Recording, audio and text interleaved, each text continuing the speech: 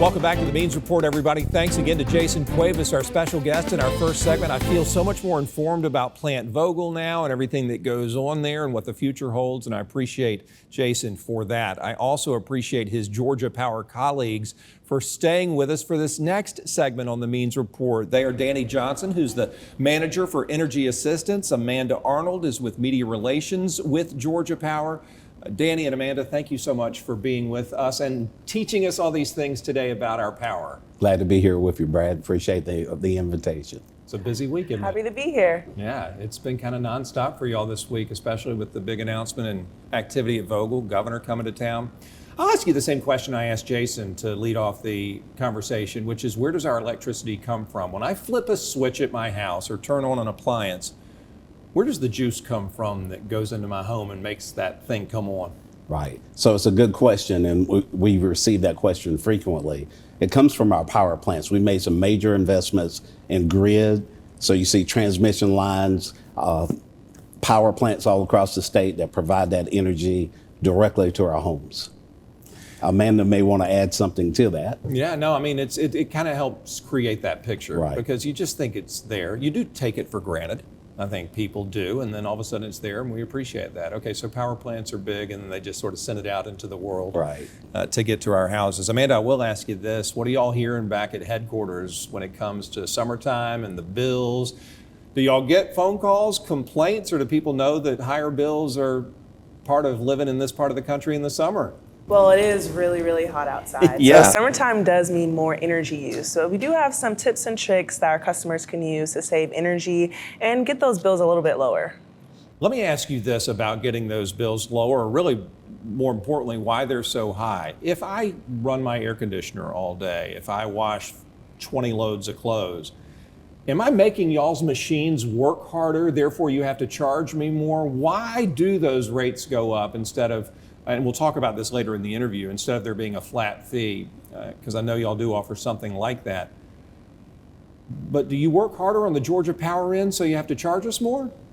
I'm going to let Amanda answer that question. Amanda, or is it just a supply and demand kind of a thing? How's it all work? So and don't let me put you on the spot. Like, just say, Brad, I don't want to answer you if you don't feel like it. So it is more supply and demand, and with summertime, with the higher temperatures, people are out and about more, and they may be home more. So you really want to make sure that when you are home, you set your air conditioner to one set number, and our magic number at Georgia Power is going to be 78 degrees. Oh my goodness! I know it Amanda, does sound a little. I know it does sound a little bit high, but when you use your ceiling fans can account for about 5 degrees, so it can feel about 5 degrees cooler.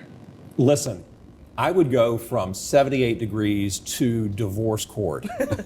But do families have, like the Means family, thermostat battles all the time? It's not just us, is it? You hear about it, don't you? Yes. One person raises it, one person lowers it, so you think 78 is the magic number? It's the magic number, and you get to choose, what's comfortable for you. So when you're not home, you want to set your thermostat a little bit higher than usual, and then when you come home, you can knock it down a few. And with the use of ceiling fans and making sure you're keeping your heat-producing appliances not going at all times of the day, that can help cool your home on the inside. Sometimes with my Georgia Power bill, I see the option of choosing budget billing, right, or having, I think it's called a flat bill. Can one of y'all walk me through that and help us decide whether it's worth the savings instead of just going month to month and not really knowing what your bill is going to be? Brad, that's a really good question. We have 7 residential rates that are available for our customers. Budget bill is a program where we levelize your usage based on the energy usage for the last 12 to 14 months. That way it takes the surprise out of your bill, and you're receiving approximately the same amount every single month. As well as we have a program that's called Flat Bill. And Flat Bill does exactly the same thing without variations. It's a 12-month program where customers are able to really manage their energy use and, as I mentioned, eliminate that surprise in their bill, regardless of the time of the year. Is there one that y'all recommend, or does it just kind of vary based on the household, the customer? Right, it absolutely varies based on the household of the that's inside the residence. You might have a family that has 2 kids who come home after school. And with my kids, I had to remind them all the time, do not touch the thermostat when you get home, because 100%. They get off the bus, or a parent drops them off and they come inside and they want to be cool. So making sure that kids understand the power of the thermostat is really important. And is it a significant savings? Are we talking about dollars, or are we talking about tens of dollars, Amanda, if you do follow those stricter thermostat rules? So every home is going to be a little bit different, and every rate is going to be different depending on your family's needs and how you spend your energy. But overall, you are going to save some money.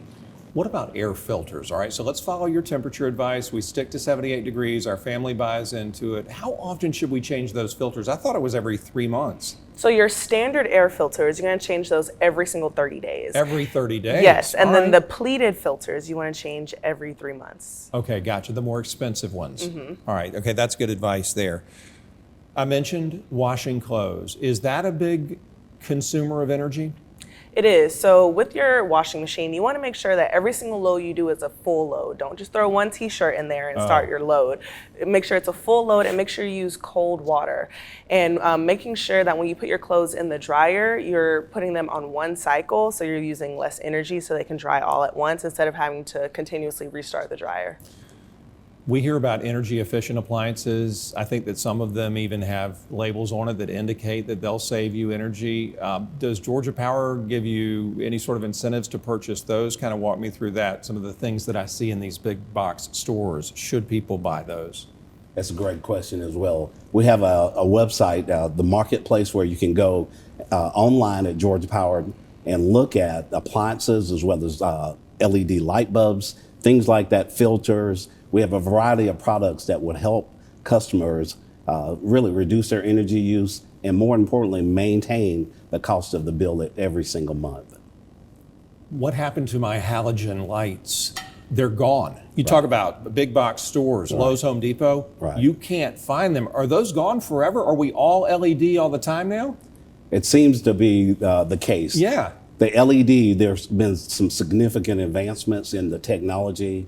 And it's, if you remember back in the day, you go touch a light bulb with your finger and you get a burn. You no longer get that. The other great thing is that these lights are lasting longer. So customers are no longer having to recycle their wallet to purchase new bulbs because they're lasting longer. It's a weird light at first, though, don't y'all think? And to get used, it's different. No one likes change. Right. But it's a different light. But I had to replace one in the kitchen the other day. The rest are halogen. There's one LED, and it's kind of the stepchild. But now, a few days later, it looks sort of normal. So, Right. folks, I would encourage you to get on the LED bandwagon. You'll get used to it. What about gas stoves? If you believe anything the people on the news say today, the government's going to come take our gas stoves away. Have people been blowing y'all up asking about that? I personally haven't received You haven't heard anything? No, I haven't. Amanda, what about you? Have you had to kind of put out any fires because people are scared of their gas stoves getting taken? Not yet, but we are keeping an eye on it. It's something that we just want to make sure that when you are running the gas stove, make sure it doesn't get too warm, because sometimes it can produce heat, and that can make your kitchen really warm if you're not careful in the summertime. Y'all talk to me about the programs that Georgia Power has. I know we talked about flat and budget billing, but seriously, these are tough times. Is there any assistance for families who say, look, I'm trying to stay cool and comfortable, but I can't afford to? What can y'all do to help them? So my team, the Energy Assistance Team, we partner with over 1,000 organizations across the state that are in place to help customers who have that financial burden and need. The other thing that we have at Georgia Power, we have a senior citizen discount program for customers who are over 65 years of age and make just under $30,000 a year. That program provides a discount of $33.50 every single month. That's one of the largest discounts in the country, and we're really proud of that. In addition to that, my team works with the Georgia Community Action Association.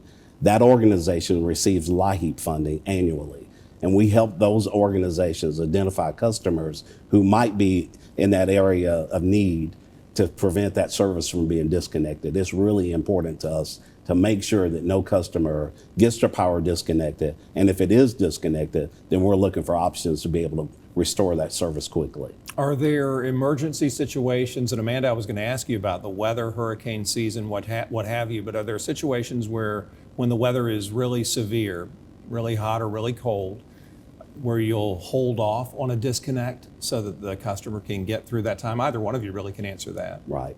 we certainly hold off when there's a storm coming through, and we get all of these indicators from our storm center that tell us what area of the state might be impacted, and we make really provisions to make sure that those customers who are going to be experiencing that storm are not negatively impacted by anything we do at Georgia Power. And Amanda, my last question for you is about hurricane season. I don't know if it's started. If not, it's super close.